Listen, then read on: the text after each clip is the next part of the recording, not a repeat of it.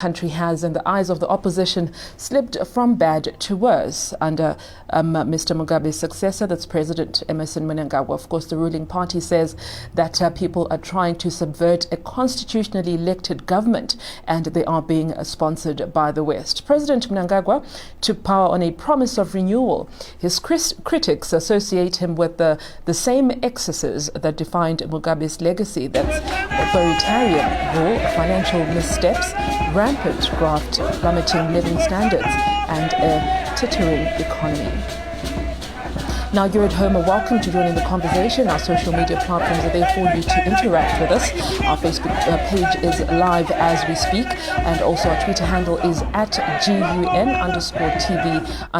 and my Twitter handle is at Audrey Chimwanda if you'd like to tweet at me as well. Well, joining me in studio to discuss this further, somebody who's not new to the regime of the former president Robert Mugabe and also the present regime of Emmerson Mnangagwa is Mr. Jonas, Tinashe Jonas. He is the president of an opposition party called Ideal Zimbabwe. He has been arrested a number of times with regards to the protests that he has held in the past couple of years, trying to hold the government to account. I'll try to understand from his point of view what he thinks the new regime is standing for, and if there are going to be any changes going forward with the people of Zimbabwe, and where his stance is, whether he's supporting the new president or whether he has now changed. Mr. Jonas, welcome to the program.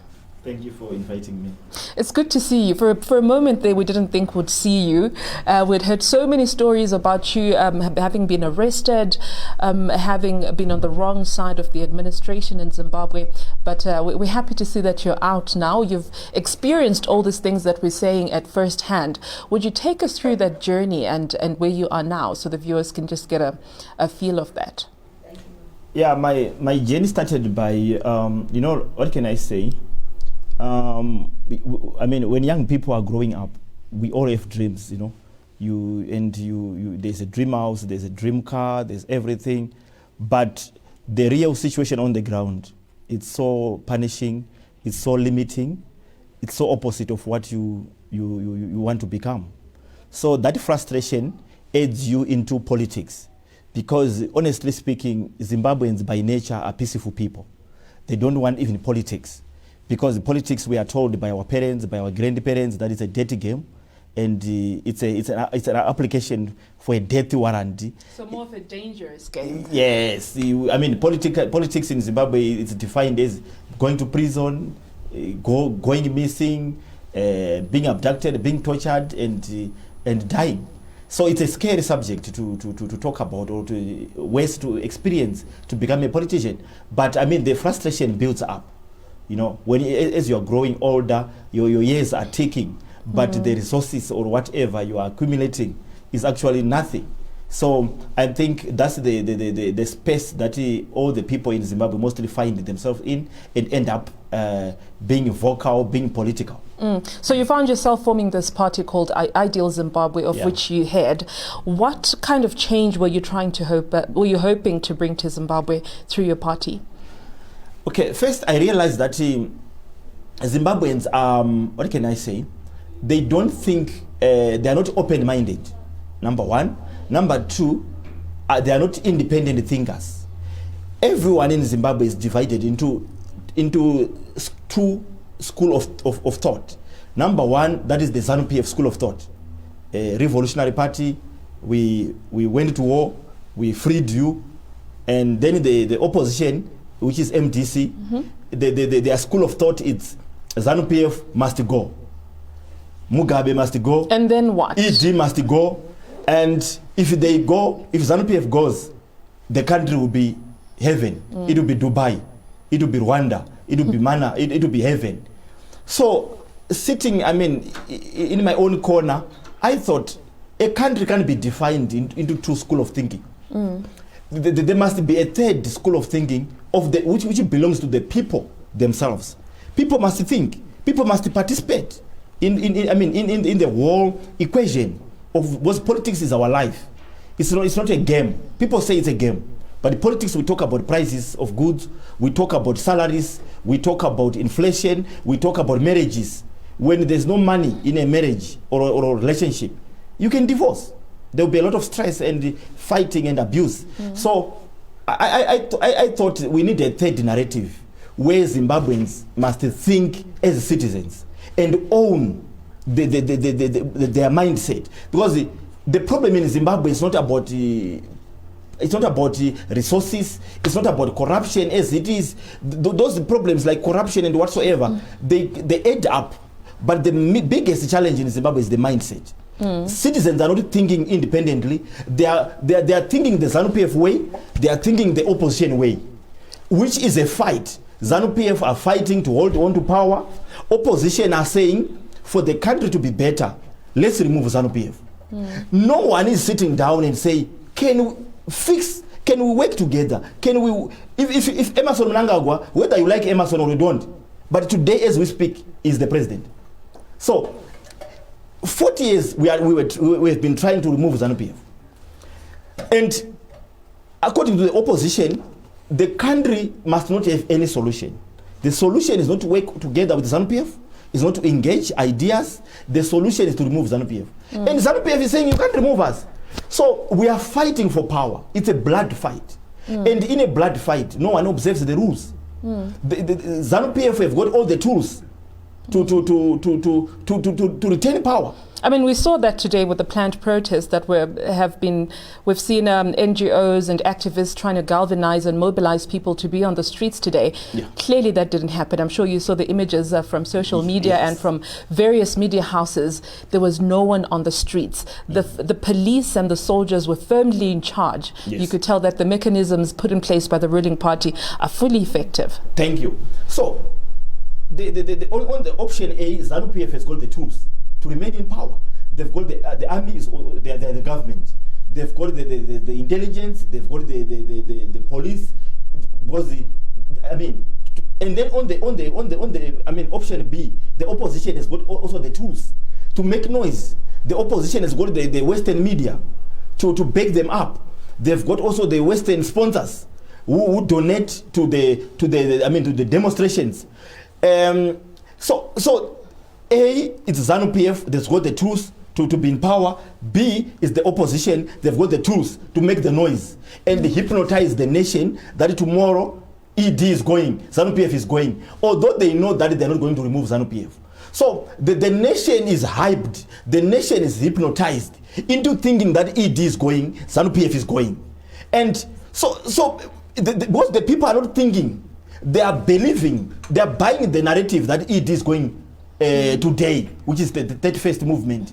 And then, to show that the people are fools, Zimbabweans, we are fools. How are we fools? Number one, we think ED and ZANU-PF are going to disappear into thin air by a miracle, because our country, we either think through a political party or our leader, or we think through prophets. So what then? What is the way forward? Is the way forward to have a battle of ideas and policies, or if not to remove ZANU-PF, then what is the right way to go forward? Because as we're looking from outside, looking in, whatever the administration, this new administration is trying to do does not seem to be working. It appears the country is deteriorating day after day after day. What should then happen, according to you? Okay. As I said, ZANU-PF have got the tools to retain power. Opposition have got tools to make noise and to hypnotize people into thinking they are going to remove ZANU-PF tomorrow. So we are in the catch-22 situation, hoping ZANU-PF is going to be removed. To remove ZANU-PF out of power, it's not a strategy, it's not a solution. Because Robert Mugabe, the mantra was Robert Mugabe must go. He left. And Robert Mugabe left. And then the opposition was celebrating, going to the stadiums with inaugurations and stuff. Correct. Now, we are back again to ED must go. The question is whoever must go, is it a solution? It's not. The solution is to change lives of people. A revolution in Zimbabwe is a revolution which must make people prices, the economy to improve. When unity of purpose to change our lives. Because we need the ZANU-PF in the Zimbabwean political equation. Because ZANU-PF is a factor. They are the ruling government. Whether one believes ZANU-PF, they rigged the election or not, that's your opinion. And I must say, ZANU-PF is the ruling party. You've had a major shift of mind from the last time that we spoke, and some of the interviews that I've seen you doing. You are very emotive, very emotional about getting ZANU-PF to leave at some point. Talk us through how you've become this person today. Okay. I was too emotional. I wanted the ZANU-PF to go, Robert Mugabe to go. I wanted ED to go. I wanted ZANU-PF to go. But during, lockdown is a long period with nothing to do.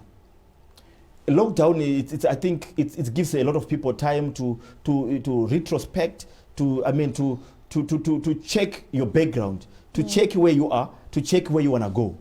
So I've been singing for almost 6-7 years now. That is, ZANU-PF must go. But no one is a holy cow in the equation of Zimbabwe. I'm talking about the ruling party. I'm talking about the opposition. I'm talking about the churches. I'm talking about the students. I'm talking about the civic society. I'm talking about the business community. No one is a holy cow.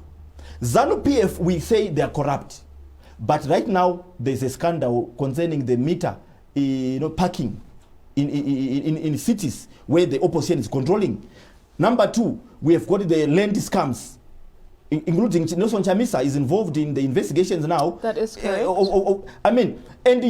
So there's corruption doesn't have a membership card. When people are sending passports with buses and they are stamped at the border, while the people are in South Africa, that's corruption. When people are smuggling goods through Gate 9, Gate 5, the illegal points into Zimbabwe, when people are not declaring goods at the border, when people are bribing police officers in the street, it's corruption.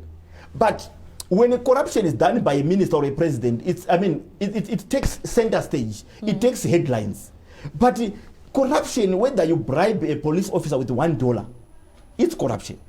So everyone is corrupt. That's the truth. But who has created that system that has managed to trickle down to the ground, where even the men on the ground finds it so easy to be able to be corrupt? Thank you. We have been pointing fingers at each other. And then but then if we find where the problem is, that's how the solution can be found, right? Thank you. I'm saying the equation, the political equation of Zimbabwe, has got many players. As I said, the ruling parties, ZANU-PF, opposition, churches, civic society. If ZANU-PF is corrupt, let's say they are corrupt, because everyone is corrupt. If ZANU-PF is corrupt, let's agree they are corrupt. Are we saying the opposition is not corrupt? And what is the solution that the opposition, as opposition, we are putting on the table? Nothing, except to lie to people. We get money for demonstrations, and then the ordinary people, Nelson Chamisa yourself. Nelson Chamisa doesn't lead a demo on the front line. People are always beaten, and Chamisa is safe. Even right now, Chamisa is purporting to be mourning his mother. Weeks after the mother passed away, may his mother rest in peace. But on the day of the funeral, Chamisa was energetic. He was actually the de facto program director. But now that there's a pending demonstration, you want to mourn his mother. And speaking of leaders that are not on the forefront, yes, I just want us to play this this video. The spokesperson of the main opposition party in Zimbabwe, MDC, Fadzai Mahere, was arrested today by the security forces on the ground. And let's take a look at what transpired. She managed to record it live. This is what happened. Bridge Spa, where we've just been arrested. We're going live. They're coming.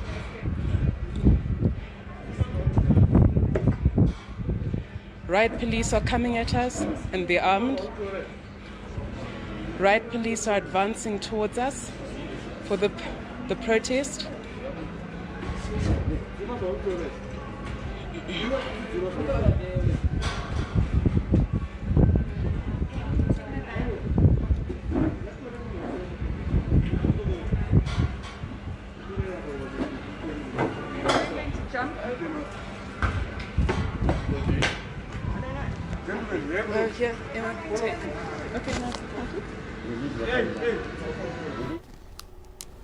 So would we say there's a leader that's taking the forefront of a revolution? She is the spokesperson. You say Nelson Chamisa does not come to the forefront and march with the people and put himself in danger. We saw what happened.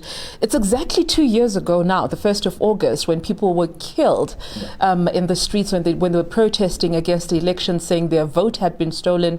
We saw soldiers coming in with their tankers with live ammunition, and they literally shot people and people died. Would you say now we're seeing that kind of agency coming from opposition parties, or we need to see more of this? Chamisa is not fighting for against. Okay, let me give an example. Chamisa is not fighting. His revolution is not to fight for better lives of ordinary Zimbabweans. Chamisa is fighting to be president. Chamisa is desperate to be the president of the country today. So that is a personal agenda. That is not a national agenda. A revolution must be waged around everyone. A revolution must echo to everyone's wish and desire. But Chamisa wants to be a president. He is highlighting why ED must not be a president and why he must be a president. Why should the Zimbabweans risk lives for Chamisa's CV to be written former Zimbabwean president or current Zimbabwean president? So he is using Zimbabweans. What is needed right now is a climb down of ego. You know, African leaders, we have got ego. Perhaps when he's president, it means he's in charge of the mechanisms that can bring change to the people of Zimbabwe. Right. Have you thought of it that way? For argument's sake, let's say Chamisa is going to be the president of Zimbabwe in 5 years. For argument's sake. Are we then saying in these 5 years, people must die, people must suffer? Well, every revolution comes with people that have to perhaps lose their lives. It's collateral damage that comes with any kind of war. Thank you. People died in the war of liberation. So many people died for the revolution of Zimbabwe. As we speak, people are dying. So generally, I mean, people must just die every day for the freedom. People are dying at the moment in hospitals that do not have medicine. People are dying who do not have jobs. We've got families that literally do not have food to eat. They're at home starving. They don't have food. So people are already dying. Okay, thank you. Now what we need as leaders is to engage one another and find a way forward. Because ZANU-PF, we wanted them to drive the country and the economy to prosperity, but we as the opposition again, we're also playing a part, because we are going to Western countries crying and for help, for media coverage. In Zimbabwe, if US embassy today or British embassy or UN, they just put a tweet, it goes viral. We are so obsessed with with a tweet from US or Congress or whatever. Yet we must come together. There's what we call national interest. National interest must come above personal and party interest. Meaning, when Zimbabweans are fighting, when Zimbabweans are arguing, we should do that internally. I must not be happy that South Africa is helping me to fight ZANU-PF. US is helping me. When the US, the past election in America, there was a dispute between Hillary Clinton was saying, or the Democrats were saying the Republicans used Russia interfered by hacking the email. Correct, yes. The email of Hillary Clinton. Secondly, they said the Russians helped Trump to be a president. You have never seen Hillary Clinton in China, Hillary Clinton in Russia or in US or in UK. Wanting support to do a final push of Trump in America. They fight internally. You have seen the Black Lives Matter, the George Floyd, mass uprisings in the US and across the world. The president put the National Guard army, but the army in the streets. I'm not supporting the put. Yes. I understand all those examples you're giving. As we speak, about a day or two, President Trump was announcing putting more military into the streets. It doesn't make. I'm not defending what happened on August 1. I understand but I'm trying to say, when it happens in other countries, it becomes normal. Okay, here's the thing. When it happens in Zimbabwe, yes, it becomes an issue that requires regime change. Perhaps it becomes an issue, and I'm playing devil's advocate here, perhaps it becomes an issue because we have a president who comes into power and says Zimbabwe is open for business. We need to re-engage with the countries. We've become a pariah state. We're trying to re-engage with the rest of the world. We want to make sure that we align ourselves with, with their values, with their morals, issues of human rights.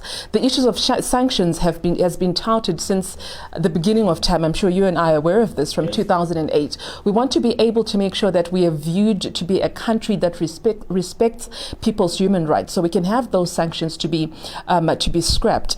Recently, we heard that the Zimbabwean government is going to pay some kind of compensation to the white farmers whose land was taken from them for the upgrades that they did on land. And this is a move towards trying to remove those sanctions. And to me, it looks like a country that is still trying to re-engage with the rest of the world, which means that they find that to be a very important component, of going forward and improving trade relations, bilateral trade relations with other countries. So how do you ignore the West? I understand the unity of being Zimbabweans and being a nation outside of just being a country.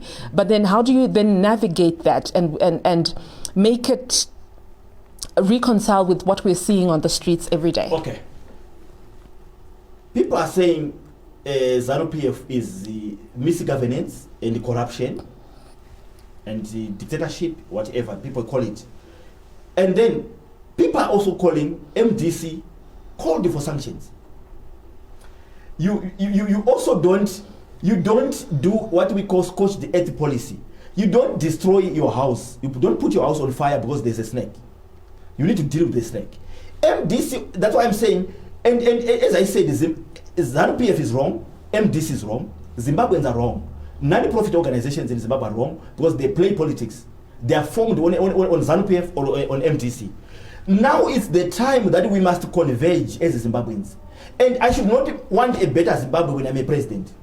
I must not want a better Zimbabwe when I'm a minister. I must not want a better Zimbabwe when I'm a mayor. We are in that way, we are personalizing the country and the lives of people. If I wanted to be president of Zimbabwe, and right now I see that people are dying, do I want to walk on top of dead bodies into the president's office? Nelson Mandela, he had to do painful agreements with the Boers. And we know that the whites in South Africa control more than 70% of the economy right now.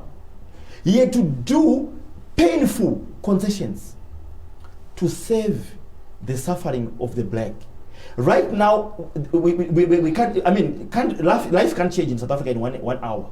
But surely, many blacks are becoming millionaires and billionaires. The same must happen in Zimbabwe.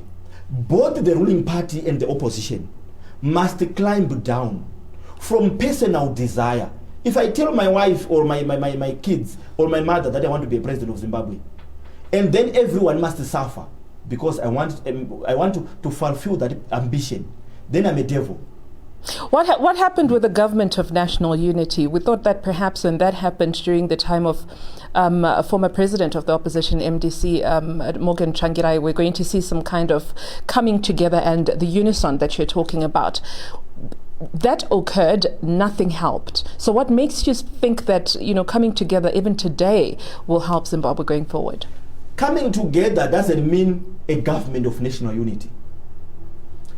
When people are working together, it doesn't mean, that's why I'm saying I mustn't be a president or a minister for the country to work. Citizens, what is a government of Zimbabwe? We define a government as ZANU-PF, but a government is everyone. If I've got an idea that I can share with my local councillor, my local mayor, my local member of parliament, what is the problem with that? The government starts from your local community. But people define a government through the office of the president or through the parliament. That is a limited definition of a government. We need every Zimbabwean to participate. Because we can go out, someone can cry through the window, someone can cry through the ceiling, the roof, someone can cry through the basement, but the country won't work. No one must love Zimbabwe more than Zimbabweans. So if we say ZANU-PF, they are in power right now, and the next election is 2023, we need to painfully accept that. I mean, you know how I'm a critic. No one in Zimbabwe can claim to be a critical opponent of the president or ruling party more than the way I did. You know, I even attempted to arrest him. You did. You even said you were coming up with a whole army to go and overthrow him. Zimbabweans, number one, they are not thinking. They think as the ZANU-PF. They think as Nelson Chamisa. They are not thinking Chamisa is like a hero in Zimbabwe. No one is asking themselves, Chamisa is a hero of doing what? Of almost becoming a president. So everyone must just... We need to say today, we need ED. We need Nelson Chamisa. He got quite a considerable number of people to vote for him in the last elections. I think that's quite something to talk about. Chamisa is a key player in the politics of Zimbabwe. He is. ED is a key player. Definitely. We can mention anyone, even an ordinary person walking in the street of Harare is a key player. My point is, people are believing ZANU-PF is going to be removed by Chamisa. Chamisa is promised that we are going to defend our vote, we are going to defend whatever. But Chamisa knows where he's sitting, that removing ED is not like playing a draft or playing basketball. It's not a joke. So now, whatever strategies Chamisa has got to remove ED, but at the moment, the country must work. We need to work together. If I'm saying working together, I've blamed ED maybe more than 5,000 times. I've blamed the ZANU-PF. But is blaming ZANU-PF enough to change the lives of Zimbabwe? Here's a question from one of our viewers, Kamiri Piri Redeemed Makarios. I don't know if that's their real name. My question to you, Jonas, do you want to bring change without first dealing with the causa? Thank you. The causa is ZANU-PF, number one. The causa is MDC. The causa is him who is asking me. He is a causa because on social media he's active. In real life, he's a dead dog. I mean, you know, Zimbabweans are so brave and so determined to remove ZANU-PF. On WhatsApp groups, on Facebook, on Twitter. The same person who is concerned about the causa, tell him if he was working, he was demonstrating in Zimbabwe. He won't send any picture of a placard. Meaning, ZANU-PF is not going to be removed on social media. I've led a demonstration to the president's office to say, Zimbabweans, let's go and arrest the ED.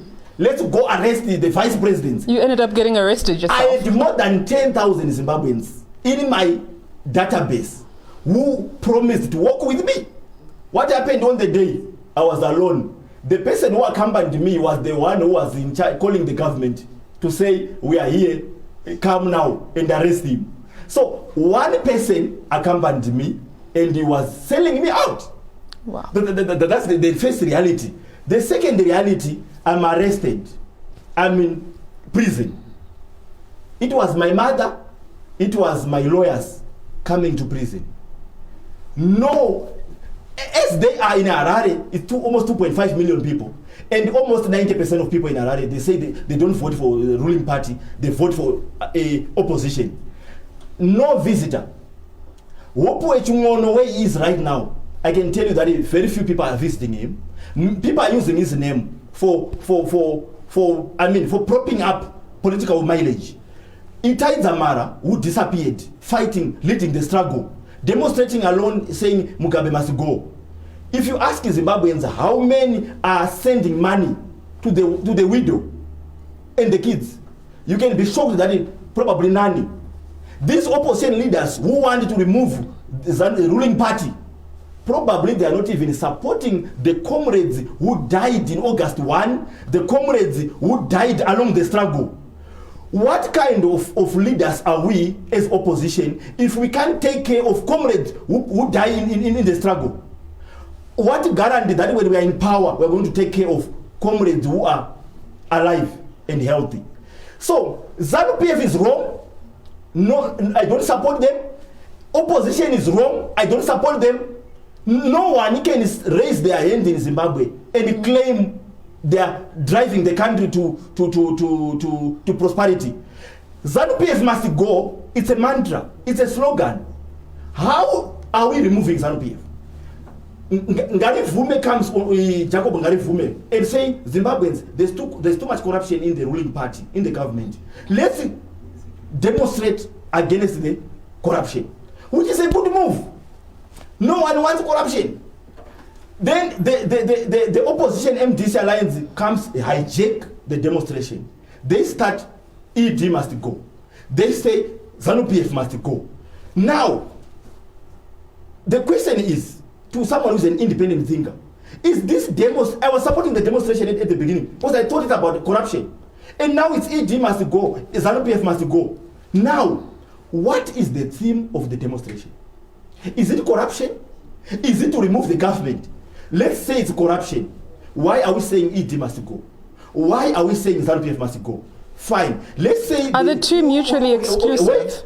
Let's say the demonstration is to remove ED in the government. The first question is, if people want to remove ED and ZANU-PF, okay, it's fine. Number one, how are they going to do it? Because the demonstration in Zimbabwe has been done by the opposition MDC countless times. Some were called the final push. Some were called, they change names, but they are demonstrations. What? 31st August, in July, we are going to do a demonstration to remove ZANU-PF, right?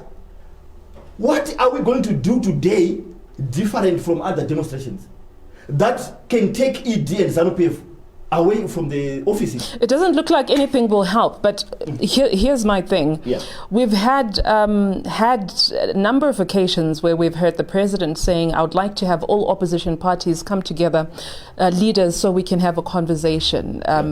I think Nelson Chamisa was asked to come to the table as well to have an exchange of ideas, as you're alluding to. Yes. We haven't seen that happening. Would you then say that we do not, or Zimbabwe doesn't have a listening president? Okay. Do you think they're open to have those conversations and those ideals to have Zimbabwe go forward? Thank you. I think in Zimbabwe we are good at blaming each other, name calling, and removing each other. When I was trying to say let's remove ED, people thought I'm mentally challenged. If you go to all my comments or videos, you find that people thought I'm mentally insane. And then Chamisa, who is hiding from the revolution, they want him. Zimbabweans are not honest. Zimbabweans are hiding from freedom. What they call freedom is what they're hiding from.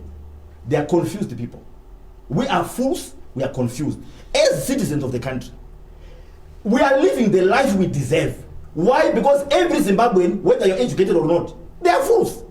They are not doing anything practical to better their lives. A life of a nation, life of an individual doesn't change through through anointing water or oil. As I said, as a nation, we believe we think as ZANU-PF or we think as MDC. But I don't think, but you haven't answered my question. I said we had a point where ED said, I want to have a conversation with all the main political parties and their leaders to come to the State House so we can have an exchange of ideas to see how we can drive a common goal of getting Zimbabwe to a better place. We didn't see that happening between Nelson Chamisa and ED Mnangagwa. We saw the other smaller parties, such as yourselves, coming to the table. So then what needs to happen for that conversation to happen? Thank you. I said ego. We have got ego in Zimbabwe. Ego, whilst we are suffering, whilst we can't take care of ourselves. Ego, we are protecting ego. That I told my wife, I told my mother, I want to be a president. I'm removing ED tomorrow. I wanted to remove ED. And I was singing alone. The same Zimbabweans who are talking about removing ED today are the Zimbabweans who won't go to the street, who are cowards. Zimbabweans are cowards. But in reality, wait. Citizens are cowards. No, but we need to be fair. Okay, we have seen people being killed on the streets by soldiers with live ammunition. Okay. That is something to be afraid of. Okay, let me talk about that. The same Zimbabweans who know that soldiers are going to shoot in the street are the same Zimbabweans who are calling for 31st movement today to remove ED in the streets. Yesterday, soldiers they picked their spots.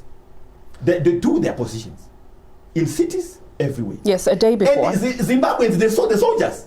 But people were still calling, they call him Wiwa, Job Sikala, in the bush, acting in the bush. It's all drama. We saw those theatrics. When it's theatrics, in the drama, hey, we are going to lead. What?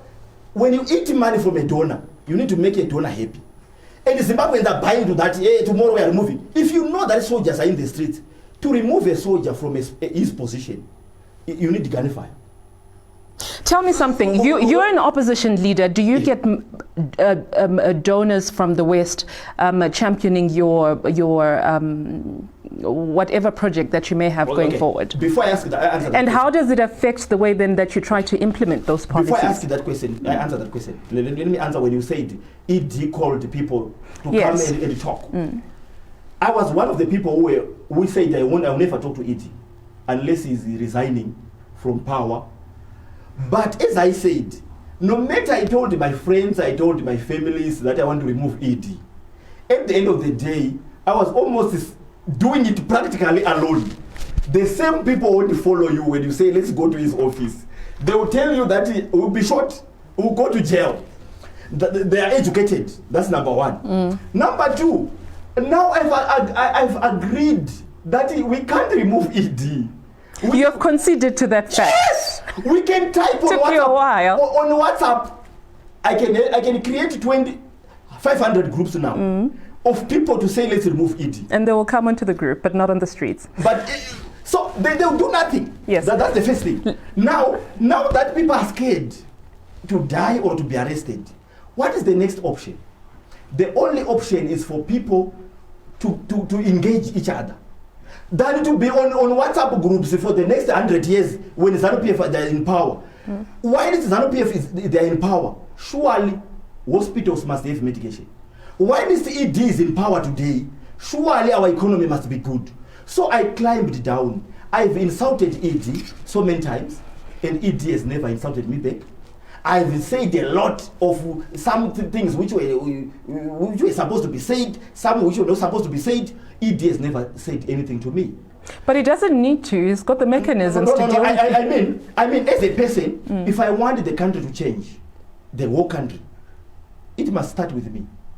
I changed. I even apologized to ED. I even apologized to Nelson Chamisa. I apologized to so many leaders in Zimbabwe because I was too emotional. When you are emotional, you become irrational. Now, ED, if he believes in a certain politics which is different from me, but he can't be my enemy. Nelson Chamisa, if he believes in certain ideology which is different from mine, surely Chamisa is not my enemy. If I was in Zimbabwe right now and Nelson Chamisa's mother passed away, last days, I was supposed to be there. Well, that's a democracy. Yes, You should have a different ideologies. Let me just quickly read this comment from one of our viewers. We asked our viewers to be a part of the conversation. Blessing Maraire says, I agree with Tinashe Jonas, but the SADC region is also not doing enough to help the plight of ordinary Zimbabweans who protests against the regime. Thank you. We don't want SADC in Zimbabwe. We don't need AU. We don't need UN. We don't need South Africa. Zimbabwe is for Zimbabweans. That's our problem. I apologized to ED and he forgave me. I apologized to Nelson Chamisa, he forgave me. I've apologized to Thokozani Kupe, to everyone. I didn't apologize because I'm weak. I apologized because I'm strong. A person who is very strong would apologize. Because it's very free for me to say to you, Audrey, I'm sorry. No matter I'm wrong or you are the one who is wrong, but when I say to you, I'm sorry, we create peace. When we create peace, there's love between me and you. I don't mean romantic because Mr. Twala would shoot me. But I mean, when the context is love, unity, there's progress. Right. I don't need to judge ED. I don't need to judge Chamisa. I need to, if I've got their number, I need to call them and talk to them. I mean, what we need in Zimbabwe right now is a unity of purpose. That's what we call national interests. Anyone who is calling for sanctions, that person must be deregistered, not to contest elections. I am ready to face anyone who wants a bad Zimbabwe. The opposite, I've apologized to even Chamisa, to ED. I expect the National Chamisa and MDC to apologize to Zimbabweans for putting sanctions. I expect ED has been talking about it. The ED we know and we call the bad person, I think is changing. Because I never thought when I apologize to ED, he would forgive me and want even to engage with me. But the ED, you know, when you do a lot to someone and then that person welcome you with 5 hands, sometimes you get even embarrassed. Zimbabweans must not buy the ZANU-PF narrative, the MDC narrative. Zimbabweans must love the country, must rise, and we grab each other's hand. Me, Zimbabweans, opposition, in civic society, our prophets. Zimbabwe is taken over by prophets. But what do you think is stopping the government of today of Zimbabwe to be able to turn the fortunes of the country going forward? Thank you. It depends with how does someone understand the definition of what is a government. In Zimbabwe, we don't know what is a government. Okay. And number two, the government that is led by the ZANU-PF ruling party. Thank you. You allow me to answer the way Yes. I understand Yes. the answer. Number one, in Zimbabwe, we are confused of what is a government. Number two, we are confused of what is a revolution, what is freedom. Number one, we think a government is ED to ZANU-PF. ZANU-PF is making a mistake. What is the mistake they are making? In a computer, there's hardware and software. Those two parts make a computer. Let me give that example to the country of Zimbabwe, to the governance. ZANU-PF is dealing with the hardware. Chasing a protester in the street, that is a soldier, that is a intelligence, that is a police. That is hardware. ZANU-PF must deal with the software of the governance, meaning they must use intelligence to deal with people. That is laws. We can't allow in a country someone who just come, you are drunk with him Sombodia, and you say the president must go. You are drunk with whatever, and the government must go. That mantra is happening every day. And which time are we going to build the economy? So ZANU-PF must start being smarter and deal, whether it's laws or whatever, or intelligence or interceptions or whatever. They must now deal with root causes than to just jump on a protester. Because a protester is motivated by an opposition leader, an opposition leader who is getting money from a funder. So by beating protesters, the army or the government is wrong. They must now go deeper at this moment, so that opposition is tempting the government reacts, and when the government reacts, the cameras are rolling. Globally, Zimbabwe, there are no human rights. I'm not saying the government is supporting human rights, but I'm saying the government is overreactive.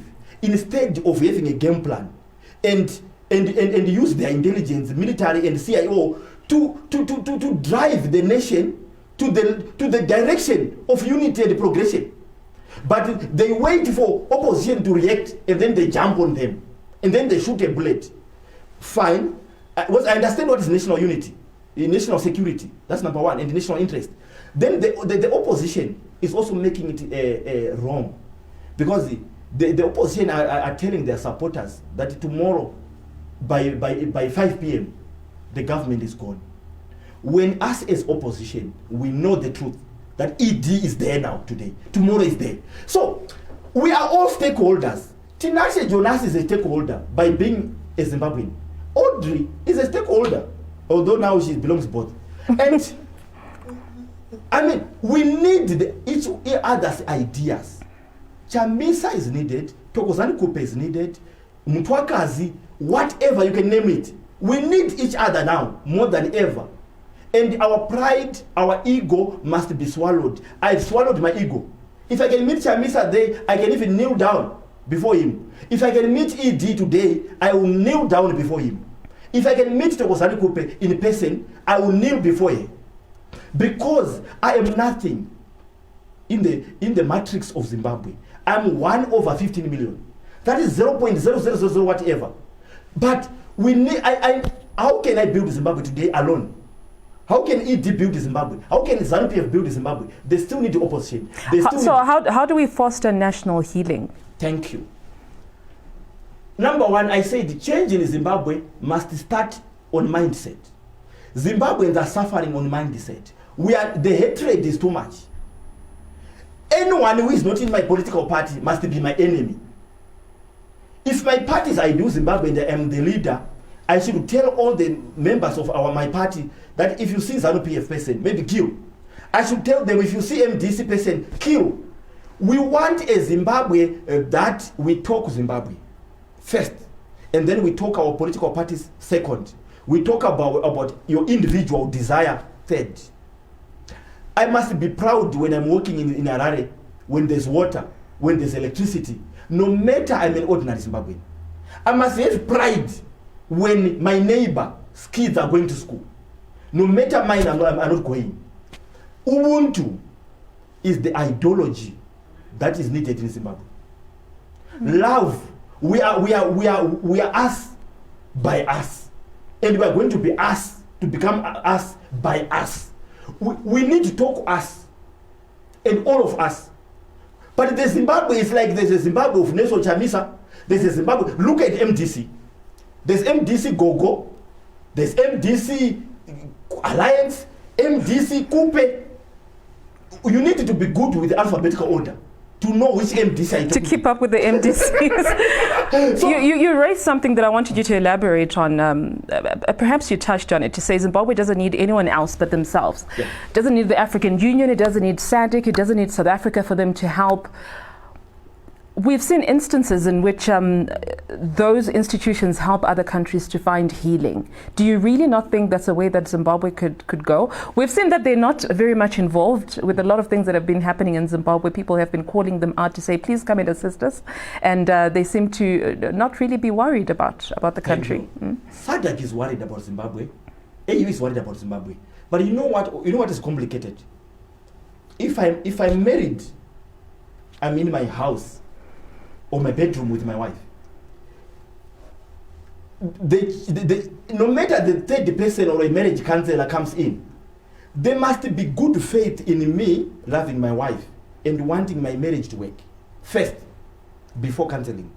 My wife must also have the same faith, good faith, and the mindset that I love my husband, I love my marriage, I want it to work. Whether anyone comes to do the counseling, it becomes easy.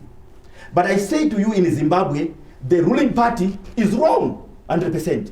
The opposition, we are wrong. Because we are talking about removing the ruling party as like you're going to toilet. The opposition in Zimbabwe, they think removing the government is going to toilet.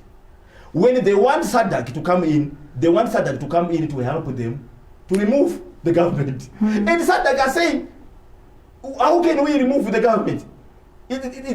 So the opposition and the ZANU-PF, we need each other now. Well, even if we can call SADC, we should call SADC while it's us, we are together. Because SADC can't come with the army. If I call SADC today, I want them to bring the army and remove ZANU-PF. And ZANU-PF are also calling the SADC and say, we are a constitutionally elected government. So Zimbabwe is going to dogs, and it will go to dogs until we change our mindset and talk love and preach unity. Thank you so much for your insights, Mr. Jonas. I certainly appreciate it. Preaching the word of unity for Zimbabweans, for them to be able to get their country to get back on its feet going forward without necessarily getting people from outside. It starts with the mindset of Zimbabweans themselves to want the best for their country and be active, have agency in the way that they move forward, and look for policies that also help them. Mr. Tinashe Jonas is the president of the opposition party called Ideal Zimbabwe. From myself, Audrey Chimwanda Twala, and the team behind the scenes, you have a good night.